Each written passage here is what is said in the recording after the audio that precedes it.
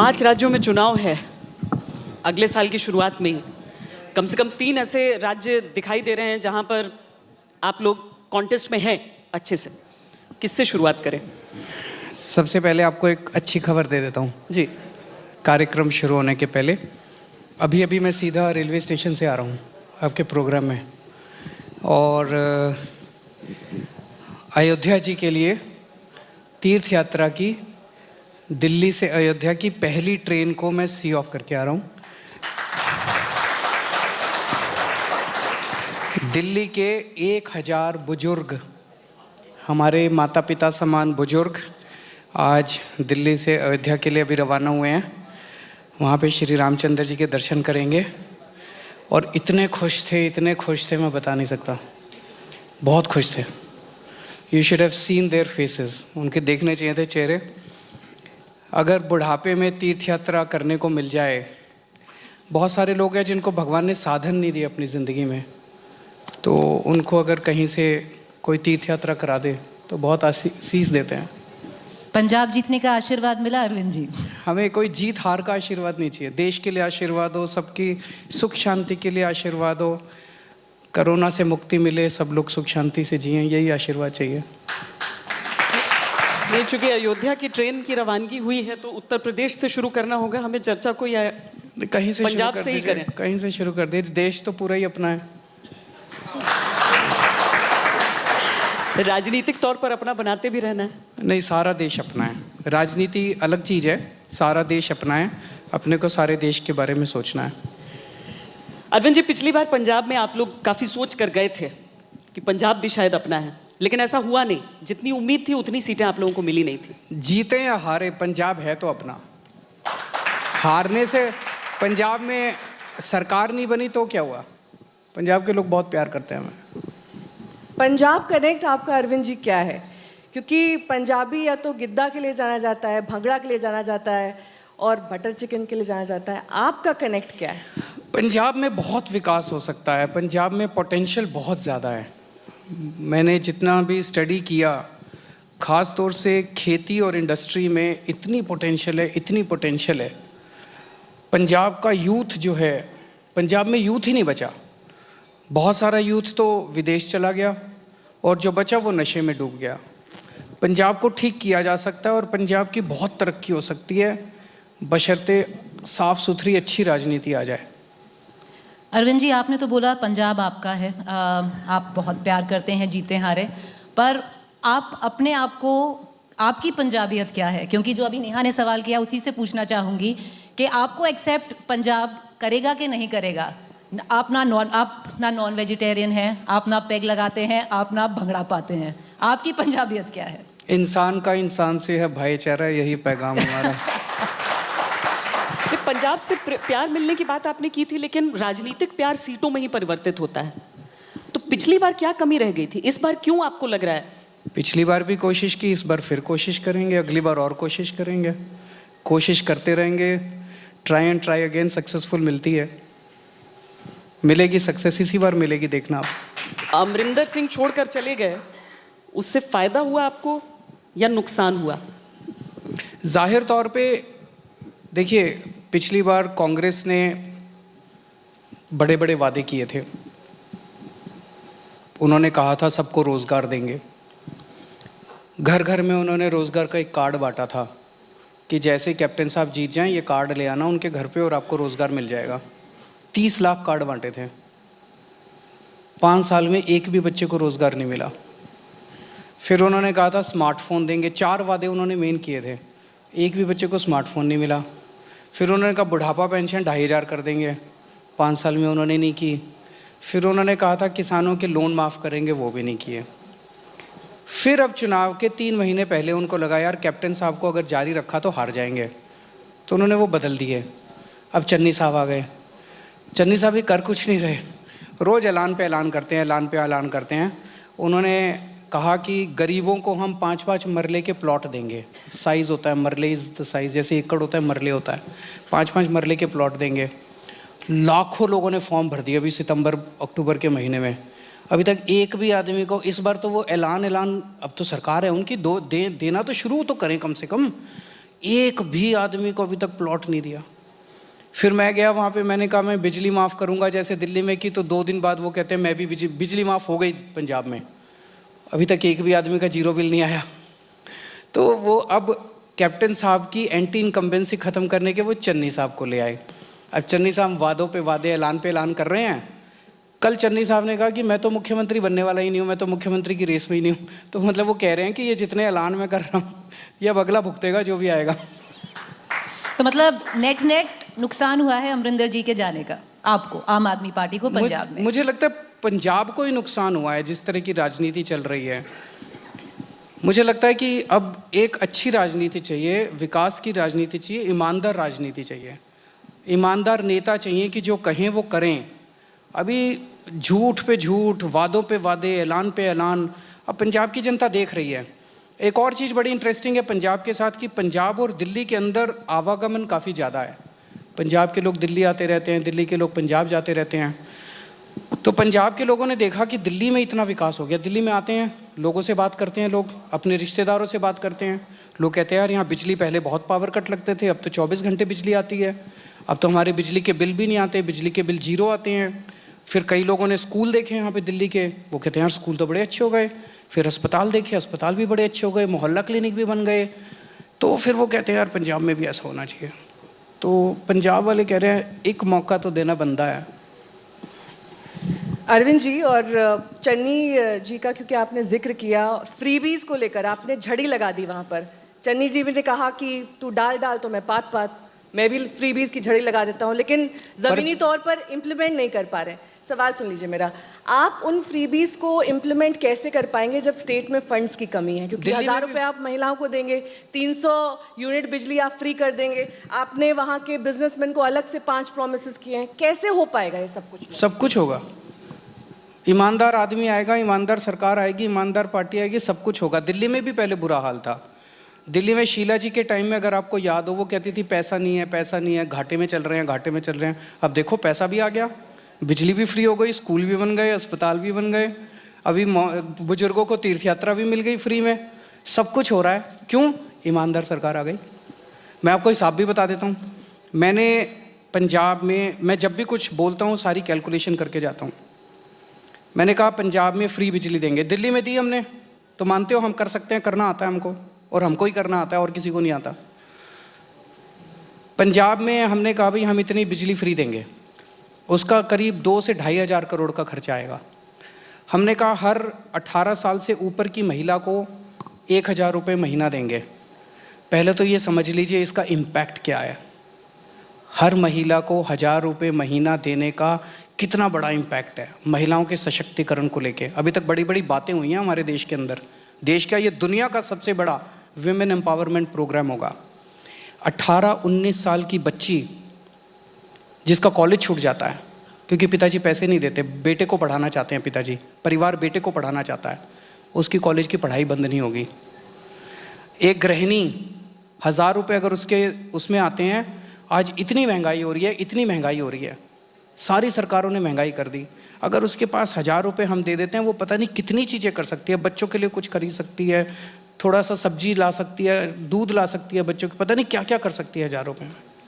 एक बुजुर्ग महिला, उसके हाथ में 1000 रुपये आ जाते हैं। कई लोग कहते हैं अमीरों को क्यों दे रहे हैं।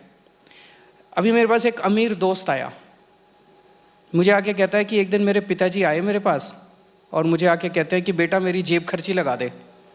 तो मैंने कहा पिताजी आपको जेब खर्ची की क्या ज़रूरत है, मैं हूँ ना, आप मुझे हुक्म करो। कहते मेरे को अब मार्केट में गोलगप्पे खाने जाना है तो मैं तेरे से पैसे मांगूंगा। एक बुजुर्ग के हाथ में अगर जेब में 1000 रुपये महीना आते हैं तो उसकी अलग से उसकी वो बनती है, उसकी एक इंडिपेंडेंस आती है। एक मिनट, जल्दबाजी नहीं। तो टोटल 8000 करोड़ रुपए के करीब का खर्चा है विमेन वाला, टोटल हो गए 10,000 करोड़। अब पंजाब का बजट टोटल है 1,70,000 करोड़। आपके हिसाब से कितना % करप्शन होता होगा एक ठेका अगर दिया जाता है तो? लोग कहते हैं 40% है, 50% है, सारा खा जाते हैं। मैं कहता हूँ 20% मान लो, तो 34,000 करोड़ रुपए का तो करप्शन ही हो गया। इस पैसे को बचा लेंगे जैसे दिल्ली में बचाया। रेते का बिजनेस है वहाँ पे, रेते में इतनी चोरी है, अगर ये रेते की चोरी बच गई तो 20,000 करोड़ यहाँ से आएगा, तो 54,000 करोड़ हो गया। अभी तो मैंने 10,000 करोड़ की फ्री भी दी हैं। अरविंद जी, इसी से एक जुड़ा हुआ सवाल है, क्योंकि सिद्धू जी इसी को लेकर आप पर निशाना साध रहे हैं। उन्होंने एक वीडियो ट्वीट किया, उन्होंने कहा कि लोगों को सशक्त बनाइए, उन्हें रोजगार दीजिए, उन्हें इस तरीके के मौके दीजिए कि वो अपने लिए खुद ही एम्प्लॉयमेंट अपॉर्चुनिटीज़ क्रिएट कर सकें और उनके हाथ में पैसा आए। फ्री देने से कुछ नहीं होगा। मैं सिद्धू जी को पूरी विनम्रता के साथ कहना चाहता हूँ, अब सरकार छोड़िए, हम कर देंगे। पर अरविंद जी, नहीं, सिद्धू के साथ का मामला क्या है? राघव चड्ढा कमेंट करते हैं तो बोलते हैं ये पॉलिटिक्स की राखी सावंत है। आप थोड़ा सॉफ्ट रहते हैं उन पर। आपको अभी भी उम्मीद है कि नवजोत सिंह सिद्धू आम आदमी पार्टी में आएंगे, आपका सीएम फेस बनेंगे? कोई पार्टी में नहीं आ रहे, पता नहीं आपको किसने बहका दिया। वो पार्टी में नहीं आ रहे। वो मेरा किसी, हमारा ना कोई दोस्त है ना कोई दुश्मन है। अगर वो कोई अच्छी बात करते हैं हम उनकी तारीफ़ कर देते हैं।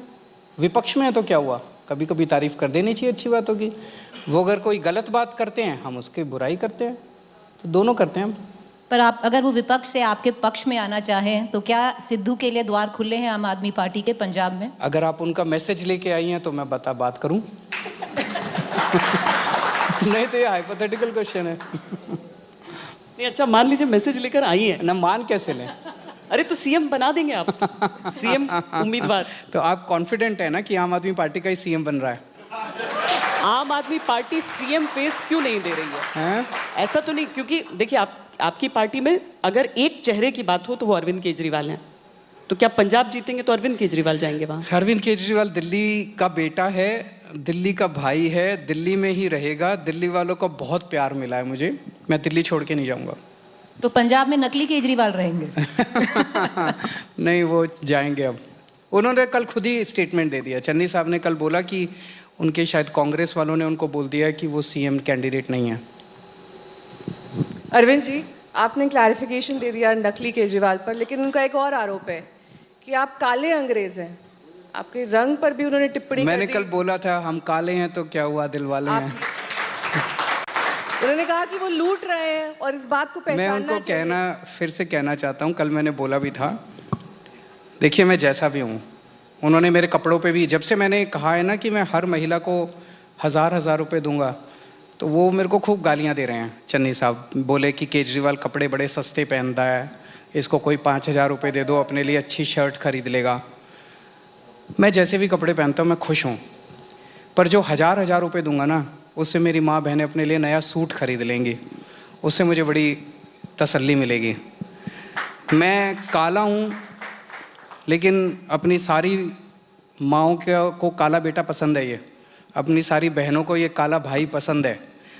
मेरी नीयत साफ़ है, मैं शक्ल से काला हो सकता हूँ, मेरी नीयत साफ़ है। मैं उनको कहना चाहता हूँ, यही सस्ते कपड़े पहनने वाला और यही काला आदमी अपने सारे वादे पूरे करके दिखाएगा सरकार बनने के बाद। अरविंद जी, आपने महिलाओं की बात फिर छेड़ी तो पूछना चाहूंगी कि दिल्ली की महिलाओं ने आपका क्या किया है? यहाँ की भी तो माँ बेटियों को 1000 रुपये दे दीजिए ना, या अगले चुनाव की वेट करनी पड़ेगी? देंगे, ज़रूर देंगे। कब देंगे? जरूर देंगे, चिंता मत कीजिए, पेशेंस रखिए, सब अच्छे काम होंगे। चुनावी दौड़ शुरू हुई, भारतीय जनता पार्टी ने कहा, एक दलित डिप्टी सीएम फेस की बात की, आपने कहा कि दलित सीएम हम करेंगे। कांग्रेस ने बाजी मार ली, उन्होंने दलित सीएम बना ही दिया। आपको लगता है चन्नी के आने से? पर कांग्रेस बदमाशी कर रही है।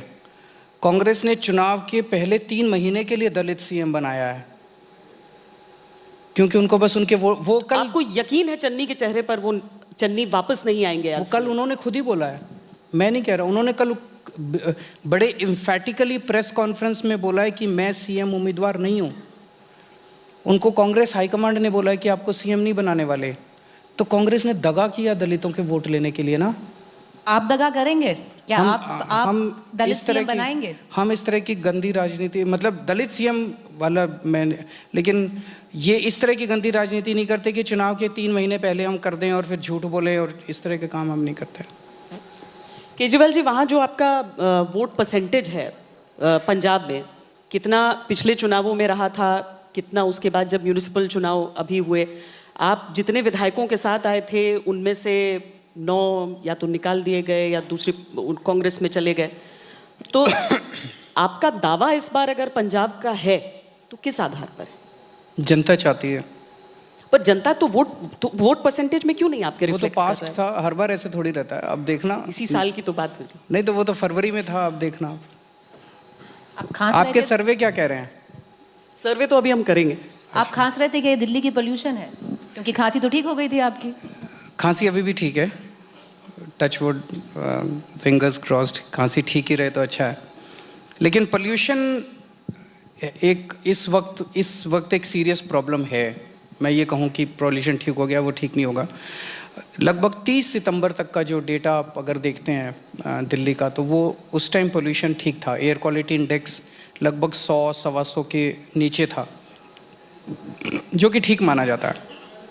उसके बाद पोल्यूशन बढ़ने लगता है और वो आसपास के राज्यों में जो पराली जलती है उसका धुआं जब दिल्ली आता है, उसकी वजह से पोल्यूशन बढ़ता है। मैं उम्मीद करता हूं कि अगले कुछ दिनों के अंदर ये ठीक हो जाना चाहिए, और मैं उम्मीद करता हूं कि हम सारी सरकारें मिलके इसका पराली का भी समाधान निकालें, ताकि किसान जो बेचारे दुखी होते हैं। अब ये देखो कि दिल्ली में तो हमें पराली का धुआं दिख जाता है। मैं पंजाब गया था, वहाँ के किसान बोले कि सर ये जितने टीवी वाले हैं और जितने सारे कहते हैं दिल्ली में पराली का धुआं, दिल्ली में, बोले आप ये सोचो कि जो किसान अपने खेत में पराली जलाता है उसके लंग्स का क्या हाल होता होगा, वो कितना धुआं अंदर लेता है, उसकी कोई नहीं सोचता। उसको कितना धुआं लेने पे मजबूर कर रही है उनकी सरकारें। समाधान क्यों नहीं निकाल रही है सारी सरकारें मिलके? उसको जलाने के लिए कोई किसान पराली नहीं जलाना चाहता, उसको जलाने के लिए क्यों मजबूर किया जा रहा है? अरविंद जी, क्योंकि आपने क्लैरिफाई किया आज हमारे मंच पर कि आप पंजाब के सीएम तो कम से कम नहीं बनने वाले, यहीं रहेंगे, आपको दिल्ली से प्यार है। कई बार बोल दिया। कांटों भरा ताज भले ही हो, पोल्यूशन हो, यहाँ पर वैक्सीनेशन की समस्या आपने गिनाई थी, यमुना को लेकर आपको टारगेट किया जाता है, लेकिन आप बने यहीं रहेंगे। खतरों के खिलाड़ी हैं आप। देखिए, अगर आपको बड़ी जिम्मेदारी मिलती है तो खतरे तो होते ही हैं, चैलेंजेस भी होते हैं। मैं तो ये कहूँगा कि 2012 में जब हमने पार्टी बनाई थी, 26 नवंबर 2012 को, किसी ने सपने में भी नहीं सोचा था कि 1 साल के अंदर हमारी सरकार बन जाएगी। पूरी दुनिया में कहीं नहीं हुआ ऐसा। हमारी सरकार बनी, 49 दिन की सरकार बनी, उसमें जो हमने काम किए, उसके बाद जनता ने 67 सीट दे दी। ये भी आज तक कभी भारत के इतिहास में नहीं हुआ कि 67 सीट कोई नई पार्टी की आ जाए और इतने भारी बहुमत से आए। तो इतनी बड़ी जिम्मेदारी जनता ने दी है, तो चैलेंजेस तो हैं, उन चैलेंजेस को आप सबके साथ मिलकर ही पूरा करेंगे। मुझे लगता है कि ये उससे ज़्यादा बड़ी कामयाबी वो होती है कि जब आप बहुमत के साथ आते हैं और अगली बार सरकार रिपीट करते हैं। लेकिन आपको लगता है कि आपने दिल्ली के सारे वादे पूरे किए। अगर मैं गलत नहीं हूँ तो आपने 8 लाख नौकरियों का वादा किया था। नहीं, जो आपको एट्रीब्यूट होते हैं कमेंट्स, तो आप एट्रीब्यूट भी आप ही लोग करते हैं या विपक्ष वाले करते हैं कि ये कह देते हैं केजरीवाल ने ये कहा था। पर जनरेट कर पाए आप यहाँ पे एम्प्लॉयमेंट? हाँ, काफ़ी किया। मैं आपको थोड़े से टोटल स्टेट, जैसे एक छोटा सा कोरोना के टाइम पे मैं बताता हूँ। कोरोना के टाइम पे क्या हुआ कि बहुत सारे लोग बेरोज़गार हो गए, फैक्ट्रियाँ बंद हो गई, दुकानें बंद हो गई, मार्केट बंद हो गए, नौकरियाँ चली गई। हमने एक जॉब पोर्टल शुरू किया। हमने कहा भाई जिन जिन फैक्ट्रियों को और जिन जिन दुकानों को नौकरी की ज़रूरत है, आप अपना एडवर्टाइज़ करो कि हमें नौकरी देनी है, और जिन जिन को नौकरी चाहिए वो अपना बायोडाटा डालो, और यहाँ मैच मेकिंग हो जाएगी। जब ये पोर्टल शुरू किया था, हमने सोचा था कि अगर महीने भर में 25-30 हज़ार आ गई वैकेंसीज तो हम खुश हैं। आपको जान के ताज्जुब होगा, 2 महीने के अंदर 10 लाख नौकरियाँ उस पर एडवर्टाइज़ हुई थी। 10 लाख नौकरियाँ, ढेरों लोगों को नौकरियाँ मिली थी। फिर हमने इतने सारे मोहल्ला क्लिनिक बनाए। एक मोहल्ला क्लिनिक में कम से कम 4 लोगों की नौकरी लगती है। हमने डोर स्टेप डिलीवरी शुरू की। डोर स्टेप डिलीवरी मतलब कि अगर आपको सरकार से अब दिल्ली में कोई भी काम कराना है तो आपको दफ्तर जाने की ज़रूरत नहीं है। एक 1076 नंबर दिया हुआ है, इस नंबर पर डायल करो, हमारी सरकार से कोई आदमी आके आपके घर काम करके जाता है। इसमें ढेरों एजेंट्स की भर्ती हुई है, कि सिविल डिफेंस वॉलंटियर्स, बस मार्शल्स, ढेरों लोगों की भर्तियाँ हुई हैं। तो काफ़ी नौकरियाँ दिल्ली में मिली हैं, पंजाब में भी देंगे। चलिए, मैं पंजाब का एक और सवाल पूछना चाहूँगी अरविंद जी आपके साथ। पंजाब का मुख्यमंत्री आप कह रहे हैं कि चुनाव के पहले आप घोषित करेंगे, कौन होगा? दलित होगा, क्योंकि आप बोल चुके हैं पहले दलित आप सीएम बनाएंगे।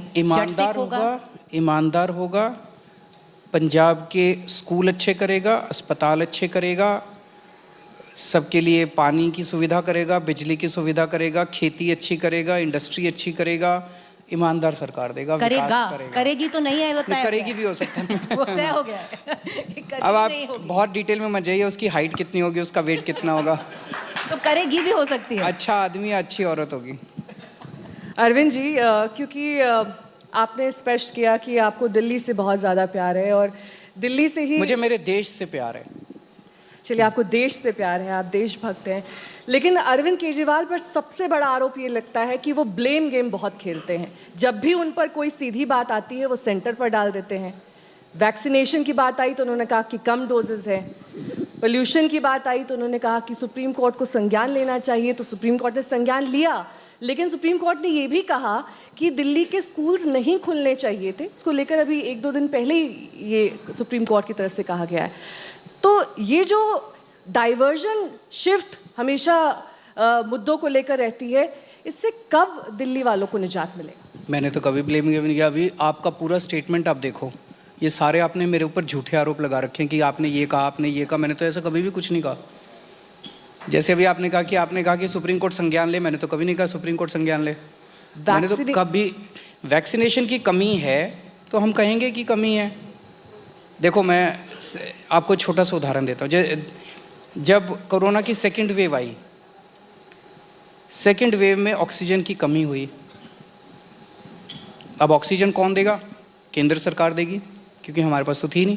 तो हमने कहा ऑक्सीजन दो, ऑक्सीजन दो। अब आपको कोई ब्लेम गेम कर रहा, लेकिन हम इतने चिल्लाए ऑक्सीजन दो, ऑक्सीजन दो, ऑक्सीजन, कि ऑक्सीजन आ गई। फिर अगर हम नहीं चिल्लाते तो आपके लिए ऑक्सीजन कैसे आती? तो माँ भी अपने बच्चे को दूध तभी पिलाती है जब बच्चा रोता है।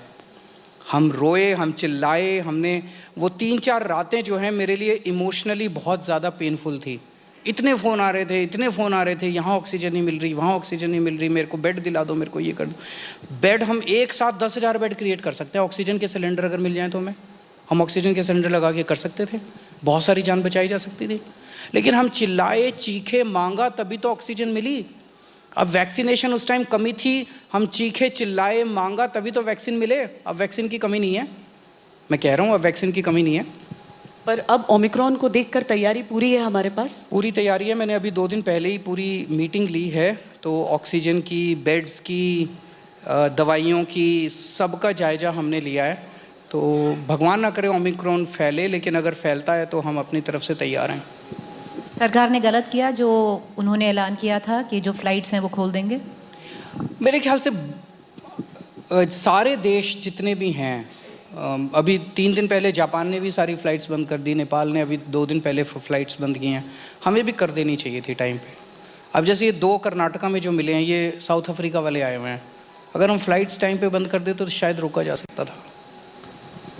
अरविंद जी, क्या कभी आपने ये माना कि कृषि कानून जो लाए गए थे वो किसानों के हित में थे? क्योंकि आपका एक वीडियो बार बार सर्कुलेट होता है, क्योंकि अब आपने ये कहा कि देश के हित में फैसला हुआ है, किसानों के हित में फैसला हुआ है कि इन कानूनों को वापस ले लिया गया, यानी रिपील कर दिया गया है। क्या कभी आपने ये माना था कि ये हित में है? कैसे हो सकता है? जिसके हित में थे वो कह रहा है हित में नहीं है, तो कैसे हित में हो सकते हैं? उनकी सुनो ना। मैं अगर आपके लिए कुछ करूँ, आप कहो नहीं नहीं इससे तो मेरा खतरा है, मैं कहूँ नहीं नहीं तेरे को पता नहीं है, तू अनपढ़ है, तेरे को पता नहीं है, ये तेरे लिए बड़ा अच्छा है। ऐसे कैसे हो सकता है यार? किसानों से ज़्यादा खेती किसी को नहीं आती। एग्रीकल्चरल सेक्रेटरी और एग्रीकल्चरल मिनिस्टर को किसानों से ज़्यादा खेती नहीं आती, ये समझ ले। वो किसानों को सबसे अच्छी आती है खेती। किसानों को या तो समझा देते, इतनी राउंड ऑफ मीटिंग्स हुई, किसानों को समझा देते भैया देखो ऐसे ऐसे है, ये तुम्हारा फ़ायदा होगा। वो समझा नहीं पाए, ज़बरदस्ती कहना तुम्हारे हित में है, तुम्हारे हित में। किसान कह रहे हैं हमारे हित में नहीं है, हम बर्बाद हो जाएंगे, खेती बर्बाद हो जाएगी। सुन लो उनकी, और उनकी जो डिमांड है वो नहीं पूरी करते। वो कहते हैं एमएसपी दो, कहते नहीं एमएसपी नहीं देंगे। जो वो मांग रहे हैं वो नहीं देंगे, जो वो नहीं मांग रहे वो देंगे, थोपेंगे ज़बरदस्ती, जिससे उनका कहना है कि खराब है। तो हम तो ये कह रहे हैं भाई किसानों को अपना भला सबसे ज़्यादा पता है, किसानों की सुनो, किसानों के साथ बैठो, वो बताएंगे आपको। पर इसकी रिपील से चुनावी फायदा भारतीय जनता पार्टी को होगा या आपको लग रहा है देर हो गई? आपको क्या लग रहा है? ये तो सर्विस बताएंगे एक एक करके, लेकिन आपका राजनीतिक, मुझे नहीं लग रहा उनको कोई फ़ायदा होगा। अगर तो उन्होंने चुनावी फ़ायदा लेने के लिए किया है तो मुझे लगता है उन्होंने बहुत देर कर दी। यूपी में फ़ायदा होगा? यूपी में फ़ायदा होगा? मुझे नहीं लगता। लोग बहुत नाराज़ हैं। देखिए, 1 साल किसानों को तड़पाने के बाद उनको इतना संघर्ष, 700 किसान शहीद हो गए। 700 कोई छोटा नंबर थोड़ी है। 700 लोग, इतनी धूप, इतनी बारिश, इतनी कड़क सर्दी, उसके अंदर आपने किसानों को संघर्ष करने को मजबूर किया, और 1 साल बाद आप कहो तो ये, और बड़ी अजीब पार्टी है। जब कानून पास किया था तो बोले क्या वाह क्या मास्टर स्ट्रोक है, और जब कानून वापस लिया तो बोले वाह क्या मास्टर स्ट्रोक है। ये बीजेपी कर सकती है। आपने कहा अरविंद जी के पंजाब आप जीतेंगे, उत्तर प्रदेश आपके हिसाब से कौन जीतेगा? जो जनता तय करेगी। जो जनता जनार्दन है। अलायंस कर रहे हैं जनता तय समाजवादी करेगी। पार्टी के साथ? अगर ऐसा कुछ होगा तो हम बताएंगे, अभी ऐसा कुछ भी नहीं है। नहीं, क्योंकि आपने एक प्रेस कॉन्फ्रेंस जब की थी जिसमें आपने सबसे भ्रष्ट नेताओं का नाम पढ़ा था, तो उसमें मुलायम सिंह यादव का भी नाम था। मैंने बताया ना कि अभी ऐसा कुछ भी हमने तय नहीं किया, जब करेंगे तो बताएंगे। पर मतलब आप मिल सकते हैं उनके साथ जाकर? अभी ऐसा कुछ है ही नहीं, तो मैं क्या बताऊं।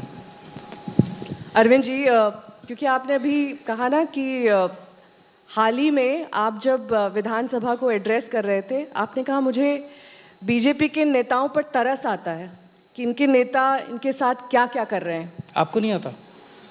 आपको तरस आया था सर? मैं ये पूछना चाह रही हूँ कि क्यों आपको इतना तरस आता है उन पर? तरस आता है जो 3 क्योंकि बेचारे वहाँ पर विधायक हैं। उन्होंने 3 बिल पास किए और ऊपर से आदेश आया, भाई सारे जने बोलो कि वाह मोदी जी वाह क्या मास्टर स्ट्रोक है। तो सारी बीजेपी वाले वाह क्या मास्टर स्ट्रोक है, वाह क्या मास्टर, सारी बीजेपी कहने लग गई। आधे से ज़्यादा प्राइवेट में कहते थे यार कानून बड़े ख़राब हैं। फिर जब कानून वापस लिए तो शक्ल दिखाने लायक नहीं बचे बीजेपी वाले, लेकिन ऊपर से आदेश आए कि बोलो वो मोदी जी वाह क्या सारे के शुरू हो गए वाह। आपको भी तरस तो आता ही होगा यार, ये क्या गत बना दी इन लोगों की विचारों की, नहीं? अरविंद जी, राजनीति पे तरस तो एक प्रश्न ही अलग हो जाएगा और विमर्श ही अलग हो जाएगा, लेकिन ये बताइए कि उत्तराखंड इकलौता राज्य है जहां पर आपने एक मुख्यमंत्री का चेहरा दिखाया है, ऐलान किया है मुख्यमंत्री के चेहरे का, तो बाकी राज्यों से यहाँ पर फर्क क्यों हो गया? उत्तराखंड में आप अपनी दावेदारी कैसी देख रहे हैं? नहीं, हर जगह करेंगे, समय आने पे करेंगे, समय हमें डिसाइड कर लेना। हर जगह करेंगे मुख्यमंत्री का चेहरा? उत्तराखंड में सुना है चुनाव नहीं उठ पा रहा है आम आदमी पार्टी का, क्या गलती हो रही है? किसने कहा आपको?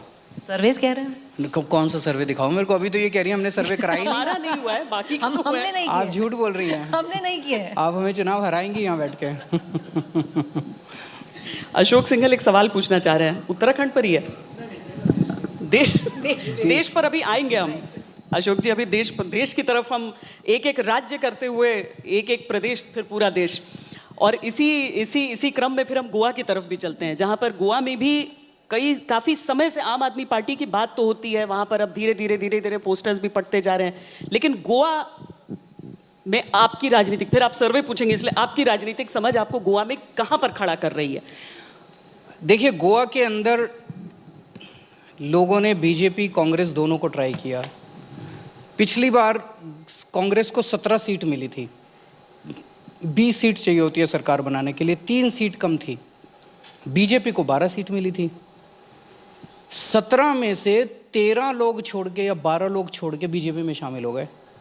तो इसका क्या मतलब हुआ? अब लोग वहाँ ये कह रहे हैं यार कांग्रेस को वोट देने का क्या फ़ायदा है, तो सारे जाके फिर चुनाव के बाद यहाँ मिल जाते हैं। और बीजेपी खुलेआम कह रही है कि हमारी इस बार अगर 8 सीट भी आ गई तो सरकार तो हमारी बनेगी, क्योंकि चाहे कांग्रेस को मिले वोट चाहे हमें मिले, हम कांग्रेस वाले हमारे में ही आएंगे अल्टीमेटली। ये क्या है? ये तो ठीक नहीं है। तो अब लोगों को एक ईमानदार ऑल्टरनेटिव चाहिए, वो लोग आम आदमी पार्टी की तरफ ही देख रहे हैं। टीएमसी के आने से घाटा हुआ है या आपका प्लस पॉइंट हुआ है गोवा में? फ्रैंकली मेरे हिसाब से तो अभी टीएमसी को कोई वोट नहीं मिल रहा। आप कह रहे हैं कि नहीं मिल रहा है? हाँ, मेरे पोस्टर तो वहाँ पे सिर्फ दीदी के दिखाई दे रहे हैं। दिखाई देने जी, पोस्टरों से अगर चुनाव जीते जाते तो फिर तो इस देश के जो सबसे करोड़पति लोग हैं वही चुनाव जीत लेते हैं। टीएमसी ने क्या आपको इनसाइडर बना दिया है? पहले आप आउटसाइडर थे, अब टीएमसी आ गई हैं, तो आप तो ऑटोमेटिकली इनसाइडर हो गए हैं। मुझे लगता है वो अभी चुनाव में वो बहुत कोई प्लेयर नहीं है, ऐसा मुझे लगता है। नहीं, पर दीदी के बहुत करीबी आप हैं। ममता बनर्जी आपको पसंद बहुत करती हैं। मैं भी उनको बहुत पसंद करता आप हूँ। वो पूरे देश में घूम रही हैं, महाराष्ट्र का दौरा करके आई हैं, तो उस चर्चा में, उस विमर्श में, उस साझेदारी में आप भी हिस्सा होने ही वाले होंगे। मैं परे हूँ, नहीं, मैं बाहर हूँ इस सब चर्चा से। मेरे को ये सब राजनीति समझ नहीं आती, जोड़ तोड़ की राजनीति मेरे को नहीं समझ आती। मेरे को देश से आप बात कर रहे हैं अरविंद जी आप, कि मैंने कब किया जोड़ तोड़? मतलब यार? आपको ये मैंने तो कभी नहीं किया जोड़ तोड़ की राजनीति। मैंने कब आपने की? तो कांग्रेस से अगर समर्थन- स्कूल कांग्रेस ठीक को करने समर्थन देने पे हैं, मजबूर इस कर देश दिया के था। स्कूल ठीक करने हैं, कॉन्टैक्ट केजरीवाल। इस देश के अस्पताल ठीक करने हैं, कॉन्टैक्ट केजरीवाल। अगर आपको बिजली ठीक करनी है इस देश की, पानी ठीक करना है इस देश का, सड़कें ठीक करनी है, नालियां ठीक करनी है, कॉन्टैक्ट केजरीवाल। और अगर आपको राजनीति करनी है, जोड़ तोड़ करनी है, ये सब करना है, कॉन्टैक्ट ऑल दोज पीपल। करेंगे सर, ठीक करेंगे, मैं मानता हूँ सब कुछ ठीक नहीं हुआ। नहीं, मैं सर प्लीज सर सर ये इस पर बाद में आएंगे। हम सवालों तक पहुंच जाएंगे। अरविंद जी अच्छा, शांत हो जाइए। Arvind ji, N T Rama Rao, M G Ramachandran, Prafulla Kumar Mahanta election से कुछ ही महीने पहले इन्होंने भी पार्टी बनाई और चुनाव जीत गए। उसी राह पर हैं आप? कोई भी राह कह लीजिए, हम तो अच्छी राह पे हैं, जो भी कर रहे हैं अच्छा काम कर रहे हैं। उतना ही आत्मविश्वास है, उतना ही कॉन्फिडेंस है? जनता पे विश्वास है। देखो, मैंने जो अपने छोटे से राजनीतिक जीवन में देखा है, अगर आप ईमानदारी से काम करें और जनता के लिए काम करें, जनता आपको वोट देती है। हमारे पास तो पैसा भी नहीं है, कभी भी नहीं था, हमारे पास तो साधन भी नहीं थे। एक छोटे से पहले चुनाव में आप खुद सोचो, 2013 का पहला चुनाव लड़े थे, जनता ने क्यों वोट दिया? जनता ने देखा यार ये अन्ना आंदोलन लड़े थे, ये 4-5 लड़के बड़े ईमानदार हैं, कट्टर ईमानदार हैं, देशभक्त हैं, थोड़े जिद्दी हैं, और जनता ने देख के वोट दिया। तो आप अगर ईमानदारी से वोट देंगे, जनता देख लेती है, जनता को सब समझ आता है। अरविंद जी, आप कह रहे हैं आपको राजनीति समझ नहीं आती, पर अगर आज के दौर में देखें, आपने बीजेपी को कांटे की टक्कर दी है, हराया है। दीदी की आप बात करते हैं, आप उनको बहुत रिस्पेक्ट करते हैं, आपने बहुत बार बोला है, उनने हराया है। तो ये दो ही नेता हैं अगर देखा जाए आज के दौर में जो ऑपोजिशन को लीड कर सकते हैं, क्योंकि उन्होंने बीजेपी को टक्कर दी है, मतलब बिल्कुल ही जो जगरनॉट था बीजेपी का, रोका है आप दोनों ने। अब ममता जी ने कल बोला या 2 दिन पहले बोला था कि यूपीए खत्म है। आप मानते हैं यूपीए खत्म है? मेरे को इस सब पचड़े में नहीं पड़ना। तो आपको लगता है अगर परसों एक समूह बने जो ऑपोजिशन विपक्ष की पार्टियां हैं, आप में हैं आपके, आप उसको लीड कर पाए? नहीं नहीं, मैं बहुत छोटा आदमी हूँ, मैं कहाँ लीड करूँगा? बहुत बड़े बड़े लोग हैं वो सब। गिना दीजिए। नहीं नहीं बहुत बड़े बड़े लोग हैं वो, सारी उन्हीं को मुबारक, मेरे बस की बात नहीं है। नहीं, पर कांग्रेस मेन ऑपोजिशन रहा है आपके हिसाब से, क्योंकि ममता बनर्जी की असली लड़ाई वही दिख रही है। जो पार्टी या जो समूह इस देश के लोगों को उम्मीद देगा और इस देश को आगे बढ़ाने का प्लान देगा, उस देश के साथ इस देश की जनता खड़ी होगी, उस समूह के साथ या उस पार्टी के साथ। बाकी सब नौटंकी है। राजनीति का लॉन्ग टर्म प्लान होना चाहिए, मतलब लॉन्ग टर्म प्लान होना चाहिए देश का, लॉन्ग टर्म प्लान होना चाहिए जनता का। अगर आप जनता के साथ खड़े हो तो जनता आपका साथ देगी। अगर आप बनाते हो इसको हराना है, उसको हराना है, इसको जिताना है, कर लो घर बैठ के। ये राजनीति गलत राजनीति है। We live in a democracy and democracy is by the people, for the people, of the people. जनता की बात करो, जनता के लिए क्या करोगे, जनता के लिए आपके पास क्या प्लान है, वो असली राजनीति है। अरविंद जी, जैसे कोक होता है, कोक लाइट होता है, कहते हैं कि अगर बीजेपी हिंदुत्व है तो आम आदमी पार्टी लाइट हिंदुत्व कर रही है लॉन्ग टर्म प्लान के लिए। किसने कहा लाइट? तो आप भी स्ट्रॉन्ग हिंदुत्व कर रहे हैं। असली हिंदुत्व है वो फर्जी हिंदुत्व है। वो फर्जी है। फर्जी क्यों है। फर्जी वो? आपके हिसाब से हिंदुत्व क्या है? मतलब आप हिंदुत्व है सबसे, हिंदुओं के सबसे श्रद्धेय और सबसे बड़े भगवान कौन है? भगवान रामचंद्र। मेरे हिसाब से भगवान राम का संदेश, उन्होंने जो जो बोला, वाणी उनकी, रामायण में जो जो लिखा है उनकी वाणी, उनका आचरण, यही हिंदुत्व है। उसके अलावा कुछ भी हिंदुत्व नहीं है। भगवान राम वो हैं जो शबरी के झूठे बेर खाते हैं और ये लोग दलितों का लिंचिंग करते हैं। ये हिंदुत्व नहीं है। कहाँ रामायण में लिखा है कि दूसरे धर्म के लोगों की लिंचिंग करनी चाहिए? कहाँ रामायण में लिखा है कि एक दूसरे से नफरत करनी चाहिए? भगवान राम ने सबसे बड़ा त्याग करके दिखाया। सुबह उनका राज्याभिषेक होने वाला है, भगवान राम राजा बनने वाले हैं अयोध्या के। और रात को शाम को उनके पिताजी उनको बुलाते हैं और केकई कहती है कि राजपाट छोड़ दो। पूरे अयोध्या की जनता उनको प्यार करती थी, वो कहते मैं नहीं छोड़ता। कोई कुछ नहीं कर सकता था। अगले दिन राजा बन जाते, फिर राजा बन जाते तो राम राम नहीं रहते। वो 2 मिनट के अंदर खुशी खुशी स्माइल करते हुए और 14 वर्ष के वनवास के लिए चले गए। ये हिंदुत्व है। हिंदुत्व साम दाम दंड भेद करके इंसान को इंसान से लड़ा के, वो हिंदुत्व, नफरत की राजनीति हिंदुत्व नहीं है। अच्छा, एक और इंसिडेंट में बताना। भगवान राम चले गए अयोध्या, वहाँ पे वनवास। फिर भरत आए।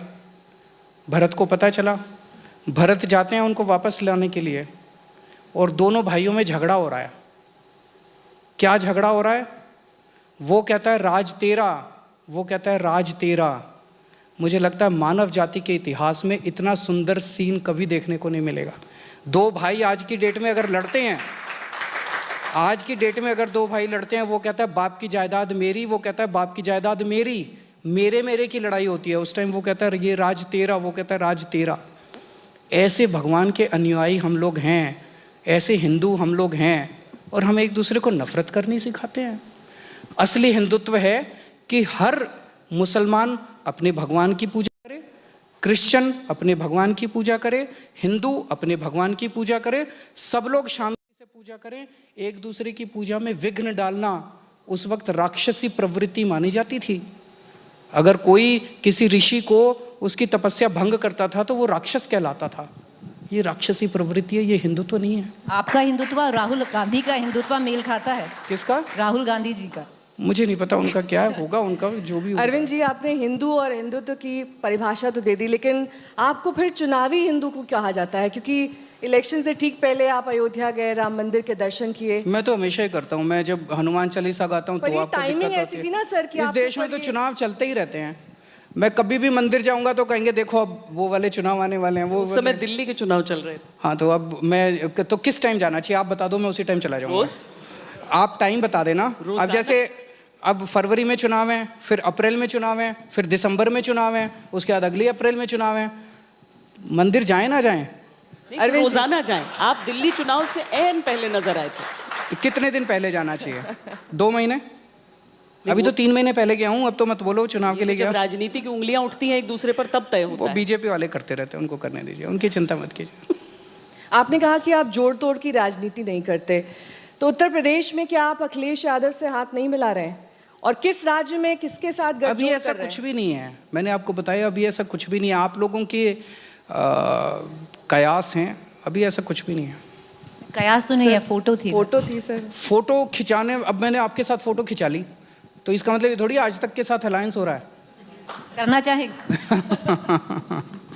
फोटो खिंचाना कौन सी गलत बात है? राज्यों को ऐसे देख रहे हैं, आप कह रहे हैं कि अभी ममता बनर्जी जो कर रही हैं आप उस सब में नहीं पढ़ना चाहते हैं, पर 2024 क्या आपके लक्ष्य में नहीं है? क्योंकि वो अरविंद केजरीवाल मेरे जो लक्ष्य वाराणसी में- से चुनाव लड़कर आया। मेरे लक्ष्य में केवल देश है, देश का विकास कैसे होना चाहिए। हम अन्ना आंदोलन से निकले हुए लोग हैं, हम चुनावी प्राणी नहीं हैं कि 24 घंटे चुनाव की बात सोचें। हमें वो सब नहीं आता। हमें इस देश के बारे में सोचते हैं कि देश के बारे में क्या प्लान है। आप देश का शानदार प्लान बना लीजिए, देश को कैसे और जनता के बीच में ले जाइए, जनता आपको जिता देगी। लेकिन आप सोचे 2024 का क्या प्लान है, वो सही राजनीति नहीं है। देश के लिए सोचिए। क्या देश प्रधानमंत्री के विकल्प के तौर पर किसी को देख सकता है? और जनता तय करेगी, जनता डिसाइड करती है। आपकी नज़र में आपको कोई दिख रहा है? जनता तय करेगी, जनता तय करेगी कि प्रधानमंत्री कौन बनेगा। जिसको भी प्रधानमंत्री बनाए जनता, वो फिर देश के लिए काम करे, दैट इज़ इम्पोर्टेंट। वो फिर नफरत की राजनीति नहीं होनी चाहिए, ये सब नहीं होना चाहिए, अच्छी राजनीति होनी चाहिए। क्या अरविंद केजरीवाल लॉन्ग टर्म खेल रहे हैं? क्योंकि आप मैं फिर से उसी बात पे आती हूँ कि आप एक ऐसे नेता हैं, आपकी एक ऐसी पार्टी है जो एक कांटे का टक्कर दे रही है बीजेपी को। क्या, और आप एक अकेले नेता हैं जिन पे एज आपकी तरफ है। अगर आप दीदी को देखें वो 66 ईयर्स की हो गई हैं। अगर आप बाकी जो अपोजिशन लीडर्स देखें, अब एक एज होती है, हो गई है। क्या आप लंबी गेम खेल रहे हैं? मतलब 2024 नहीं, 2029 आपका टारगेट है, या फिर 34 या फिर 39? तो लॉन्ग गेम है। पता नहीं, पता नहीं। अरविंद जी, एक बार फिर से दिल्ली पर आते हैं, और दिल्ली में इस वक्त 2 बड़े मुद्दे, एक पोल्यूशन से जुड़ा हुआ जिस पर आप जवाब दे चुके हैं संक्षेप में, लेकिन दूसरा बड़ा मुद्दा जिसको लेकर अब लगभग 5 साल का वक्त बीत चुका है वो है यमुना की सफाई का मुद्दा। और इस बार जो तस्वीरें आई वो दरअसल छठ पूजा के वक्त ही हर साल आती हैं, लेकिन समस्या तो बरकरार है ना अरविंद जी, और उसको एड्रेस किया भी जाना चाहिए। मैं मानता हूँ यमुना में बहुत पोल्यूशन है। मैं आज आपके चैनल पे ये प्रॉमिस कर रहा हूँ कि 2025 का जो दिल्ली का चुनाव होगा उसके पहले यमुना साफ़ कर देंगे, नहीं तो मेरे को वोट मत देना। पर कैसे माने? 2015 में भी आप ये बोले थे। नहीं, 2015 में यमुना हमारे उसमें था, मैनिफेस्टो में था। 5 साल में मैं मानता हूँ मैनिफेस्टो में था। 5 साल में हमने दिल्ली के अंदर बहुत सारी प्रॉब्लम्स थी, स्कूल ख़राब थे, अस्पताल ख़राब थे, ये बिजली ख़राब थी, पानी ख़राब था, ये सारी चीज़ें ठीक की 5 साल के अंदर, काफ़ी काम हुआ। और ये 70 साल का जो गड़बड़ है ये केवल 5 साल में पूरी नहीं हो सकती। तो लेकिन अब हम पूरी वो वाली चीज़ें अब थोड़ा ठीक हो गई हैं, तो एक अपना ढर्रे पे आ गई हैं, चलने लग गई हैं। अब पूरा फोकस मेरा यमुना, पानी, सड़कें, इन चीज़ों के ऊपर है और ये ठीक करेंगे हम। पानी भी आपको 24 घंटे दे देंगे, यमुना भी आपको साफ़ करके पूरी आज तक की टीम को डुबकी लगवा के आएंगे। पहले आप लगाएंगे? पहले मैं लगाऊंगा। नहीं, वो तो आचमन के साथ ही उसकी शुरुआत हो जाएगी। आप मतलब आपको विश्वास है कि इतनी जल्दी जिस समय काल की आप बात कर रहे हैं ये छोटा समय है, आपको लग रहा है कि यमुना की सफाई जो इतने सालों से, दशकों से सब बस योजनाओं में सीमित रहा, और जो आप पर भी आरोप लगे कि आपने केवल एक वादा कर दिया, वो आप संभव कर पाएंगे? मुश्किल लगता है ना आपको भी? बहुत मुश्किल है। होगा, मैं कह रहा हूँ होगा। पर अरविंद जी, पोल्यूशन की बात कर रहे हैं तो यहाँ से ज़्यादा दूर नहीं है, आपको भी पता है, मतलब एक टावर यहाँ पर भी लगा हुआ है, 2 पोल्यूशन टावर हैं। अब 2 पोल्यूशन टावर से पोल्यूशन ख़त्म होगा क्या अरविंद जी? हाँ, वो देखना पड़ेगा उसको। देखिए, दोनों चीज़ें उसमें, केवल उसकी एफिकेसी भी एक फैक्टर है, उसकी कॉस्ट भी एक फैक्टर है कि वो कितनी दूरी तक हवा को साफ़ करता है। कॉस्ट वो बहुत एक्सपेंसिव है, बहुत ज़्यादा एक्सपेंसिव है, तो ये सारी चीज़ें स्टडी करनी पड़ेगी। अभी तो वो सुप्रीम कोर्ट के ऑर्डर के बेसिस पे एक पायलट बेसिस पे लगा है, उसको पायलट थोड़ा सा और डेटा आ जाने दीजिए, तो उसको स्टडी करेंगे कितना इफ़ेक्टिव है, कितना कॉस्ट इफ़ेक्टिव है, वो सारी चीज़ें अभी स्टडी करेंगे। अरविंद जी, यहाँ पर मौजूद हर शख्स, उसके घर में बच्चा है जो स्कूल रेगुलर जाना चाहता है। अब वो तंग आ गया है, कभी स्कूल खुलते हैं, फिर 2 दिन बाद बंद हो जाते हैं, फिर खुल जाते हैं। हर बच्चा यही सोच रहा है कि कब दिल्ली के सीएम एक ऐसा वक्त ला पाएंगे जब हर बच्चा पहले की तरह, प्री कोरोना की तरह स्कूल में रेगुलरली जा पाए। हम भी चाहते हैं, हम भी बड़े कंसर्न्ड हैं, बिकॉज लर्निंग लॉस जो हो रहा है वो बहुत ज़्यादा हो रहा है, और हर बच्चे की दोनों चीज़ें हो रही हैं। केवल लर्निंग लॉस नहीं है, बच्चे इमोशनली बहुत ज़्यादा घर में बैठे बैठे संकुचित होते जा रहे हैं, उनकी इमोशनल ग्रोथ नहीं हो पा रही है, वो बहुत ज़रूरी है। जितना भी हमने बीच में खोला था, लेकिन फिर पोल्यूशन की वजह से बंद करना पड़ा, जितना जल्दी से जल्दी हो सकेगा हम स्कूल खोलेंगे। अशोक सिंघल एक सवाल पूछना चाहते हैं रिलेटेड, मैं लेकिन थोड़ा अलग ढंग से पूछता हूँ आपसे। एक तो पंजाब को लेके है और एक ममता बनर्जी को लेके है। आपकी जो स्टाइल ऑफ पॉलिटिक्स है आम आदमी वाली, वो चन्नी भी कर रहे हैं, चरणजीत चन्नी। वो कहते हैं मैं भी टेंट लगाता था, मैं भी रिक्शा चलाता था, मैं आम आदमी की तरह काम करता हूँ, मुझको कोई फ़र्क नहीं पड़ता। तो कितनी परेशानी आपको वहाँ पंजाब में आ रही है चन्नी? मैंने सुना था उनका स्टेटमेंट, मतलब वो एक दिन कह रहे थे कि मैं मतलब वो हर चीज़ में मेरे को ले आते हैं, कहते हैं मैं हूँ आम आदमी असली। वो बोले तो कौन है आपके? सुनिए, बोले मैं हूँ असली, मेरे को गिल्ली डंडा खेलना आता है। केजरीवाल को आता है, मेरे को गाय का दूध निकालना आता है, केजरीवाल को आता है। मैं उनको कहना चाहता हूँ मेरे को गिल्ली डंडा खेलना नहीं आता, मेरे को कंचे खेलने नहीं आते, मेरे को स्कूल बनवाने आते हैं। मेरे को गाय का दूध निकालना नहीं आता, मेरे को अस्पताल बनाने आते हैं। मेरे को झूठे ऐलान करने नहीं आते, मेरे को बिजली सस्ती करनी आती है। अब पंजाब की जनता तय कर ले कि आपको गिल्ली डंडा खेलने वाला चाहिए कि स्कूल और अस्पताल बनाने वाला चाहिए। केजरीवाल जी, अरविंद जी, एक सवाल मतलब वो आम आदमी नहीं है, एक तो ये है। असली आम आदमी नहीं है। तो दूसरा सवाल ये है अरविंद जी, नहीं, असली नकली की बात नहीं है। अच्छा। सभी आम आदमी है यार, इसमें कौन सा कंपटीशन है? नहीं आप पहचान है ना एक लीडरशिप की आम आदमी की। नहीं, वो भी आम आदमी है, मैं भी आम आदमी हूँ, सभी आम आदमी, ये कंपटीशन थोड़ी है एक दूसरे के साथ। अच्छा, दूसरा अरविंद जी एक सवाल ये है कि ममता बनर्जी को लेके आपने बड़ी तारीफ की थी ममता बनर्जी की। आज भी तारीफ कर रहा हूँ, मेरी बड़ी दीदी हैं। नहीं, आपने कहा लीडरशिप को लेकर के, वैसे तो दीदी हैं आपकी, लेकिन लीडरशिप की बात की थी आपने कि लीडरशिप अच्छी है उनकी, पश्चिम बंगाल में बीजेपी को वही टक्कर दे सकते हैं, बीजेपी को वो हरा सकती हैं।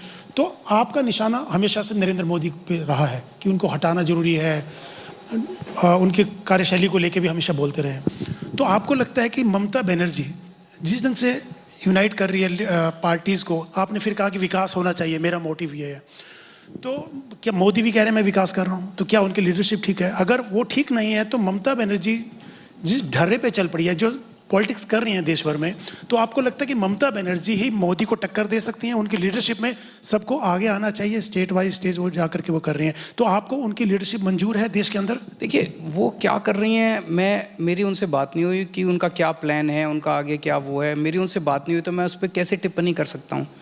अगर वो उनका जो भी आगे का प्लान है, नहीं, उनका जो भी देश के लिए प्लान है आगे का, वो अगर कभी डिटेल में उनसे बात होगी मेरी, तो मैं आप सब लोगों के साथ साझा करूंगा।